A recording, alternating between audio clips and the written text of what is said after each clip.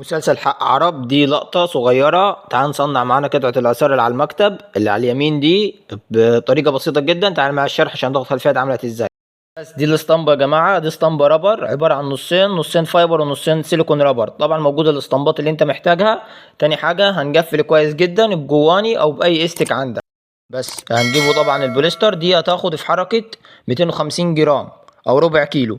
تاني حاجة اي حد عايز خلطة البوليستر او خلطة البورسلين هيلاقي فيه فيديو في اول تعليق. تاني حاجة طبعا هنحط المصلب وندوها تقليبة كويسة جدا. اهم حاجة تقلب كويس جدا علشان القطعة كلها تنشف. طبعا دي انا صب مصمت ليه؟ عشان تبقى تقيلة وتبقى حاجة حلوة جدا ونظيفة. بس فهنقلب كويس جدا في حركة دقيقة تقليب علشان كله يندمج مع المصلب وتنشف بسرعة. لما خلصنا تقليب كل حاجة طبعا هنفضه في الاسطمبة.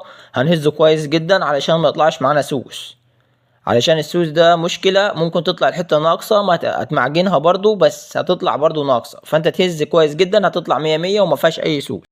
طبعا هزينا كويس جدا هنساوي وبعد كده هنسيبوها في حركة ربع ساعة تنشف وبعد كده نيجي نطلعوها. بعد ما سيبناها ربع ساعة نشفت طبعا هنطلعها. هنفك اول حاجة الاستك. بعد ما تفك الاستك كويس هنطلع طبعا الاسطمبة. هي عبارة عن 4 انصاص. هنفك اول نص هو الفايبر، بعد كده النص السيليكون. هتطلع تبقى منظرها جميل جدا جدا، يعني تحفة فنية.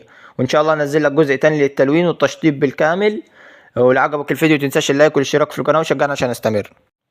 طلعناها منظرها جميل جدا تحفة. طبعا فاضل مرحلة هي مرحلة الصنفرة والتلوين. طبعا اول حاجة هنصنفرها بمية وبريل عشان نطلع الزفارة بتاعت البوليستر.